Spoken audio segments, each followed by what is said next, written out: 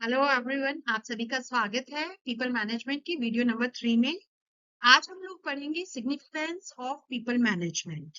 तो आइए देखते हैं पीपल मैनेजमेंट के सिग्निफिकेंस क्या होते हैं।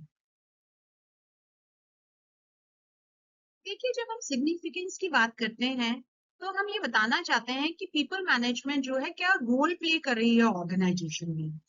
अगर एक पीपल मैनेजमेंट डिपार्टमेंट बहुत अच्छे से किसी ऑर्गेनाइजेशन में काम कर रहा है या पीपल मैनेजर बहुत अच्छा है, उस टीम में स्ट्रॉन्ग कोलैबोरेशन होगी और उस टीम के जो मेंबर्स हैं वो आपस में बहुत अच्छे से कोऑपरेट करेंगे।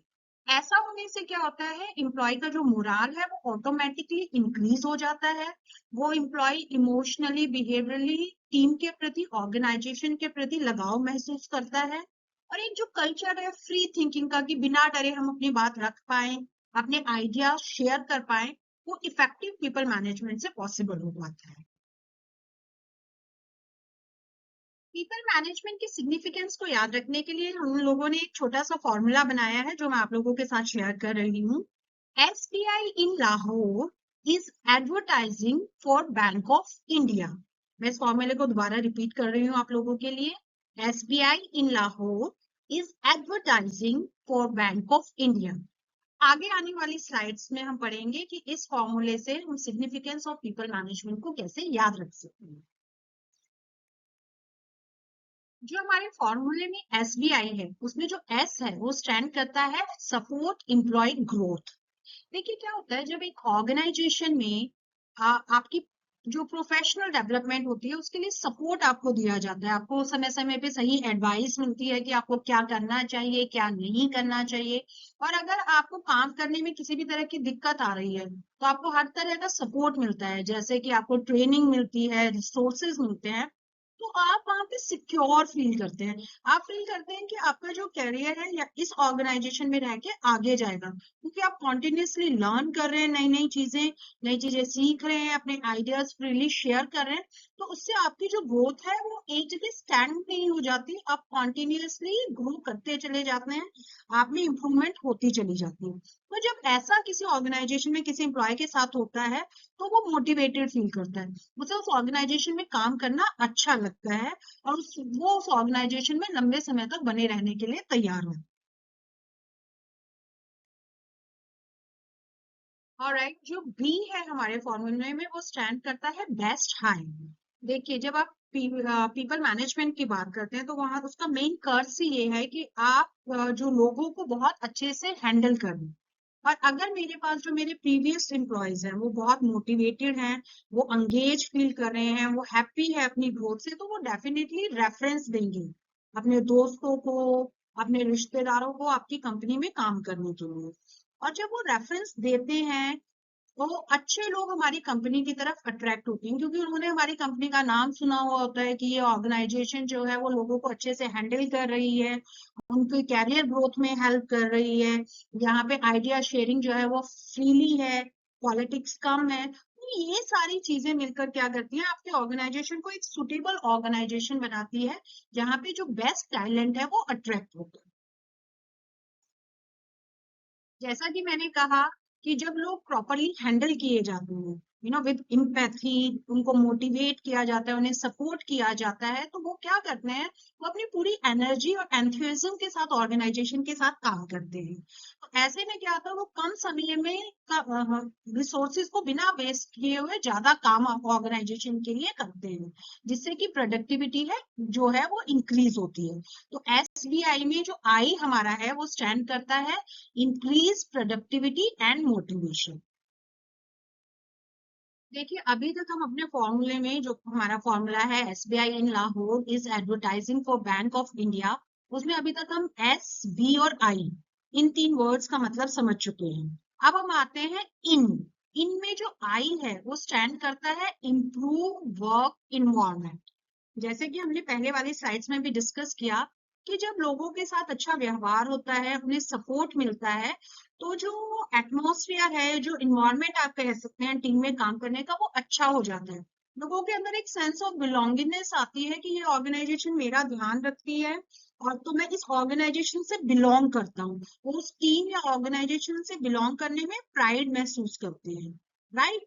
और हर इंसान टीम में, वो किसी भी पोजीशन में हो, वो अपना बेस्ट कंट्रीब्यूट करने की कोशिश करता है। इन चीजों से क्या होता है कि जो कॉन्फ्लिक्ट्स हैं, नॉर्मली क्या होता है कि मैनेजर काम बताता है, लोग काम करते हैं, लोग काम किसी भी वजह से नहीं करना चाहते या परेशान हो रहे हैं, तो फिर वो कॉन्फ्लिक्ट अराइज होते हैं। बट अगर पीपल मैनेजमेंट प्रॉपरली एक ऑर्गेनाइजेशन में अप्लाई किया जाता है, लोगों को ये लगता है कि उनकी समस्याएं समय पे सुनी जाएंगी, उन्हें जिन रिसोर्स की जरूरत है वो दिए जाएंगे, अगर उन्हें किसी तरह की ट्रेनिंग की जरूरत है तो वो प्रोवाइड की जाएगी, तो धीरे धीरे क्या होता है कि जो टीम मेंबर्स हैं, उनके अंदर ये फीलिंग आ जाती है कि ये मेरी टीम है और ये मेरा काम है। तो वो मैनेजर्स के इंस्ट्रक्शंस का वेट किए बिना अपनी टीम को, अपनी जो भी उनका काम है, उनके हिस्से का काम है, वो बिना किसी के सुपरविजन के भी अच्छे से करने लग जाते। तो that's how I stands for improve work environment. जो हमारा फॉर्मूला था दैट इज एसबीआई इन लाहौर, तो L stands for less employed turnover. देखिए, जब मुझे पता है कि मुझे एक ऑर्गेनाइजेशन में मोटिवेट किया जा रहा है, मुझे the organization is taking care of my self really well, in terms of they are supporting me, they are providing me training, they are providing me everything which is required for my career growth, तो बहुत कम chances हो गए कि मैं उस organisation को छोड़ के जाने के बारे में सोचूं। So that's how people management अगर effectively apply होती है तो it results into less employee turnover. और राइट, अभी तक फॉर्मूले में एसबीआई इन लाहौर, अब हम आ गए हैं इस पर। इसमें जो आई स्टैंड करता है वो स्टैंड करता है इम्प्रूव्स कोलैबोरेशन। देखिए, जब एक ऑर्गेनाइजेशन में बहुत सारी टीम्स हैं और टीम्स अच्छा काम कर रही है, सपोज करो ए बी सी तीन टीम है और उसमें से ए ने अच्छा काम किया, तो पूरी ए टीम को क्या मिलता है? रिवॉर्ड मिलता है अच्छा काम करने के लिए।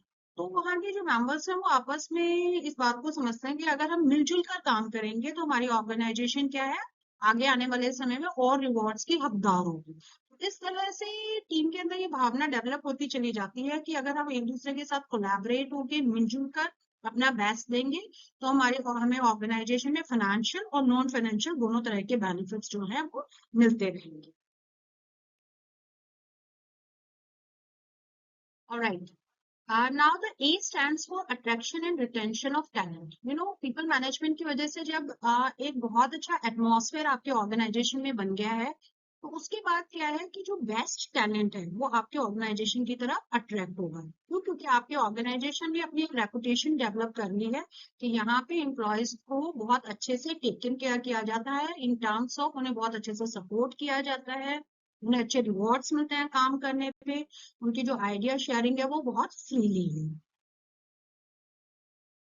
देखिए, अब हम अपने फॉर्मूले के बिल्कुल लास्ट एंड पे आ गए हैं, जहां पर हम बात कर रहे हैं बैंक ऑफ इंडिया की, जिसमें B stands for better team engagement. What happen in a team, जब पीपल मैनेजमेंट बहुत अच्छे से अप्लाई की जाती है तो आप कॉन्टिन्यूसली अपनी टीम के साथ कम्युनिकेट कर रहे हैं, आप मीटिंग ले रहे हैं, आप अपनी टीम मेंबर्स से फीडबैक ले रहे हैं, उनके कॉन्फ्लिक्ट्स को कॉन्टिन्यूसली, किसी भी तरह का कॉन्फ्लिक्ट अगर अराइज हो रहा है तो आप उसको सुन रहे हैं, उनको उन कॉन्फ्लिक्ट्स को रिजॉल्व कर रहे हैं।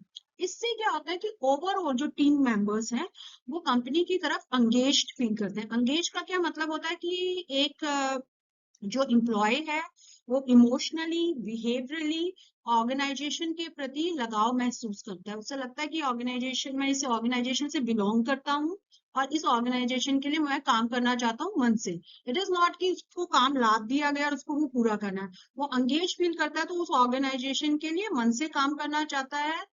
तो वो, अगर पीपल मैनेजमेंट बहुत इफेक्टिवली ऑर्गेनाइजेशन में अप्लाई की जा रही है तो ये सारी चीजें जो है एम्प्लॉय में ऑटोमेटिकली आती जाती है।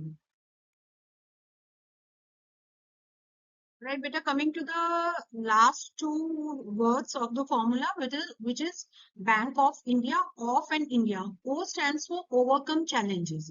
What happened? जो people manager है उसका काम ही ये है कि वो continuously अपने team members को क्या करे, गाइड करता रहे, कॉन्टिन्यूसली उनसे फीडबैक लेता रहे, और कहीं पर भी एम्प्लॉय को ये लगता है कि वो यहाँ पर अटक रहा है या उसको काम करने में कोई दिक्कत है, तो whatever required measure is, वो स्टेप्स को ले, जिससे क्या होता है कि कोई भी चैलेंजेस आते हैं काम को करने में टीम को, the challenge can be in any form, वो टाइमली क्या हो जाते हैं, वो चैलेंजेस से ओवरकम जो है टीम कर पाती है, क्योंकि कॉन्टिन्यूसली फीडबैक लिया जा रहा है। Now the last one, which is I stand for inspiring employees. What happens when you are working in a team and environment is good, every member of the team is continuously inspiring, helping, motivating the other team members. Right. और अगर आपकी team का environment अच्छा नहीं है तो continuously आप क्या करेंगे, एक दूसरे को गिराने की कोशिश करेंगे। बट अगर पीपल मैनेजमेंट बहुत इफेक्टिवली अप्लाई हो रहा है, आपका जो पीपल मैनेजर है वो इफेक्टिवली अपना काम कर पा रहे हैं टीम में, तो कॉन्टिन्यूसली क्या होगा, टीम मेंबर्स के बीच में बहुत अच्छा बॉन्ड बन जाएगा, जिसकी वजह से सभी मेंबर्स जो हैं एक दूसरे की हेल्प करेंगे। अगर किसी एक इंसान को काम करने में दिक्कत आ रही है तो बाकी टीम मेंबर्स उसको गाइड करेंगे, और जो भी चैलेंजेस आ रहे हैं उनसे उनको बाहर निकलने में मदद करेंगे। Now we have reached to the last slide of this presentation. यहाँ पर हम कंक्लूड कर रहे हैं इस नोट के साथ कि जो पीपल मैनेजमेंट है इसको एक इम्पॉर्टेंट इसेंशियल एसेट की तरह देखा जाना चाहिए। जो पीपल मैनेजर्स हैं वो ऑर्गेनाइजेशन में रिटेंशन ऑफ एम्प्लॉयज को बढ़ाते हैं, परफॉर्मेंस को इंक्रीज करते हैं, एम्प्लॉयज का मोटिवेशन इंक्रीज करते हैं, और पीपल मैनेजर की वजह से एम्प्लॉयज जो है ज्यादा एंगेज्ड फील करते हैं। With this note, I end this presentation. I hope you like this presentation. Thank you.